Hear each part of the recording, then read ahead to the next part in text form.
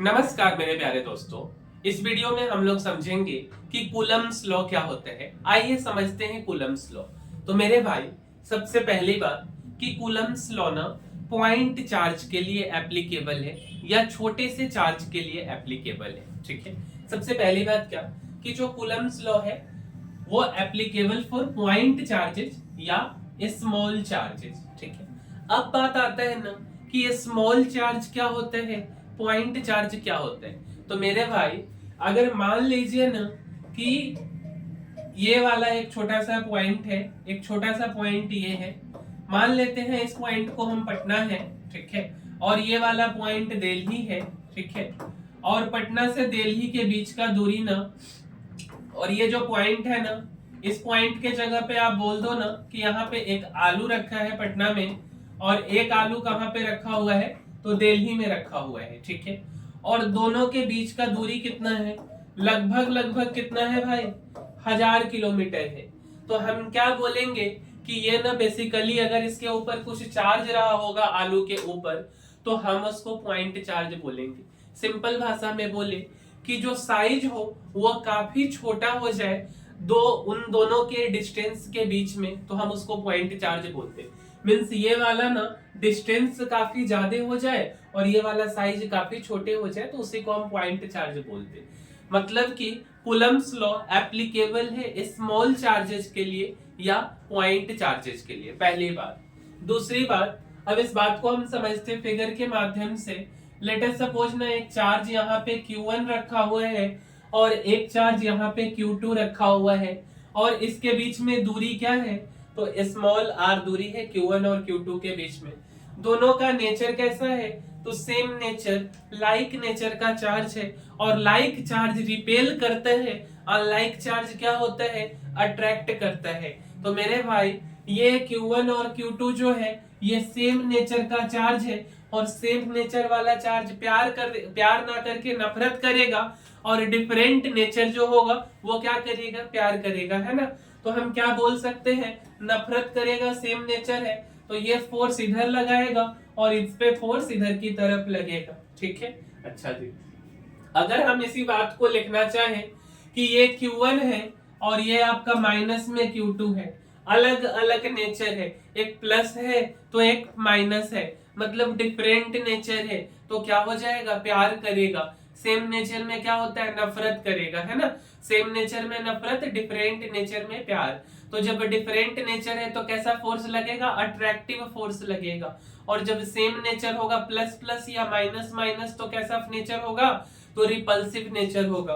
तो अगर हम इसको देखें ना, तो ये प्लस का Q1 है और ये माइनस का Q2 है, इनके बीच में दूरी है स्मॉल r, तो अट्रैक्टिव फोर्स लगा, ये F और ये F अट्रैक्टिव फोर्स लगा, और इसी फोर्स का नाम होता है कूलम्बिक फोर्स। क्या नाम होता है, कूलम्बिक फोर्स।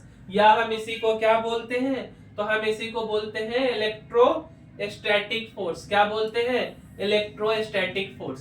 सिंपल भाषा में बोले तो फोर्स जो है डायरेक्टली प्रोपोर्शनल होता है दोनों चार्जेज के, और इनवर्सली प्रोपोर्शनल होता है डिस्टेंस के स्क्वायर के। तो हम बोल सकते हैं कि फोर्स डायरेक्टली प्रोपोर्शनल टू दोनों चार्ज मींस एक Q1 और एक Q2। माइनस साइन अभी मत लीजिए, चार्जेज के प्रोपोर्शनल बोल रहे, और इनवर्सली प्रोपोर्शनल टू डिस्टेंस का स्क्वायर। तो डिस्टेंस है r, तो r का स्क्वायर। ठीक है, और हम इन दोनों को अगर कंबाइन करें तो लिख सकते हैं कि F directly proportional to Q1 Q2 divided by R square. तो अगर हमको यही बात को डेफिनेशन के फॉर्म में बोलना हो तो हम क्या बोलेंगे कि the electrostatic force of attraction और repulsion is directly proportional to product of charges and inversely proportional to the square of distance between the charges.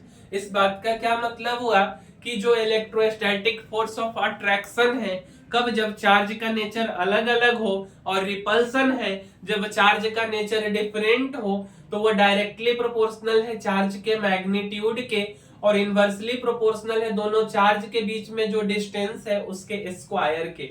जो बात हमने आपको फिगर के माध्यम से बताया उसी को स्टेटमेंट के माध्यम से हमने लिख दिया।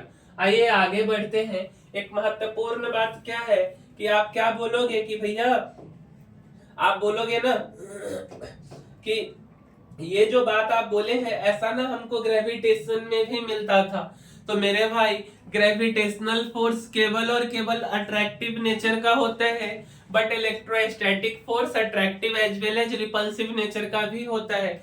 तो हमने नोट में लिख दिया है कि ग्रेविटेशनल फोर्स हमेशा कैसा होता है, अट्रैक्शन फोर्स होता है, बिटवीन मासिव ऑब्जेक्ट लगता है। अट्रैक्शन के जगह पे आप अट्रैक्टिव फोर्स भी लिख सकते हो। हमने क्या बोला है भाई, तो हमने ये बोला है कि जो ग्रेविटेशनल फोर्स है हमेशा अट्रैक्टिव फोर्स है और वो मासिव ऑब्जेक्ट के बीच में लगता है, मतलब कि काफी भारी ऑब्जेक्ट के बीच में लगता है। मतलब लगने के लिए तो हर मास के बीच में लगेगा, लेकिन यार अगर हमको देखना हो 50 केजी का पत्थर छत पे से लेकर के अगर आप फेंकोगे तो क्या आपको दिखेगा कि पृथ्वी उसको अपनी तरफ खींच रहा है ना। बट यही चीज अगर हम रूम में एक रिमोट रख दें और ये अगर पेन रख दें तो इन दोनों को खींचते हुए नहीं दिखाई देगा।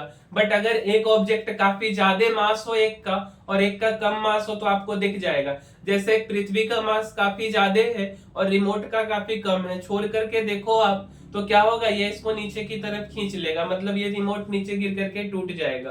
सिंपल भाषा में बोले तो ग्रेविटेशनल फोर्स अट्रैक्टिव फोर्स है और coulombic force attractive as well as repulsive force है। ठीक है, तो तीसरा बात ये है हमारा कि F directly proportional to Q1 Q2 और डिवाइडेड बाय ये R स्क्वायर है। क्या है, R स्क्वायर है। अब ना यार एक ग्राफ देख लेते हैं कि फोर्स डायरेक्टली प्रोपोर्शनल था Q1 के, तो हम y एक्सिस में फोर्स लिए हैं और x एक्सिस में Q1 ले लिए। ठीक है, और F directly proportional to Q1 means ये जो आप रेड वाली लाइन स्ट्रेट लाइन देख रहे हो पासिंग थ्रू ओरिजिन, ये इसका ग्राफ है। सेम ग्राफ Q2 के लिए भी बनेगा, मींस y एक्सिस में हमने फोर्स को ले लिया और x एक्सिस में हमने चार्ज Q2 को ले लिया और force directly proportional to charge, that means straight line passing through origin. ठीक है, और तीसरा वाली बात क्या है कि हमने ना ग्राफ प्लॉट करना है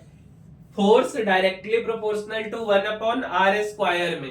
तो y एक्सिस में फोर्स लिए हैं और x एक्सिस में r ले लिए, तो आपका ग्राफ कुछ ऐसा बनेगा। और इस ग्राफ को हम लोग क्या बोलते हैं, तो इस ग्राफ को हम लोग बोलते हैं रेक्टेंगुलर हाइपरबोला। क्या बोलते हैं भैया इस ग्राफ को, तो इस ग्राफ को हम लोग बोलते हैं रेक्टेंगुलर हाइपरबोला। ठीक है, अच्छा जी।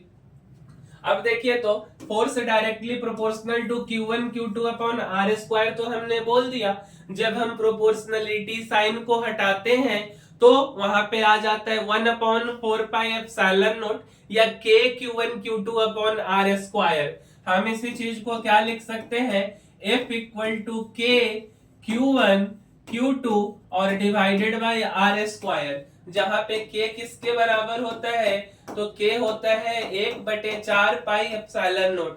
तो यहाँ पे क्या लिखे हम, F equal to 1/4πε0 Q1 Q2 upon R square. क्या ये बात क्लियर है। अब देखिए, अब बात आता है ना कि 1/4πε0 क्या है, कहां से उठ करके आ गया, किसी दूसरे जगह से, किसी दूसरे गैलेक्सी से उठ करके आ गया, नहीं भाई, ये ना प्रोपोर्शनलिटी का कांस्टेंट है। तो हमने बोला कि 1/4πε0 क्या है, तो कांस्टेंट ऑफ प्रोपोर्शनलिटी है। ठीक है, इसका कुछ ना कुछ तो वैल्यू भी होता होगा ना, बिल्कुल होता है। 1/4πε0 का वैल्यू क्या होता है, 9 गुने 10 के पावर 9 न्यूटन मीटर स्क्वायर पर कूलम्ब स्क्वायर। तो यहाँ पे लिखिए कि 1/4πε0 का वैल्यू क्या हो गया, 9 into 10 to the power 9 newton, N for newton metre square पर कूलम्ब स्क्वायर। अब बात आता है कि कौन सा यूनिट है ये, एसआई यूनिट में आप बोल रहे हो कि सीजीएस यूनिट में बोल रहे हो,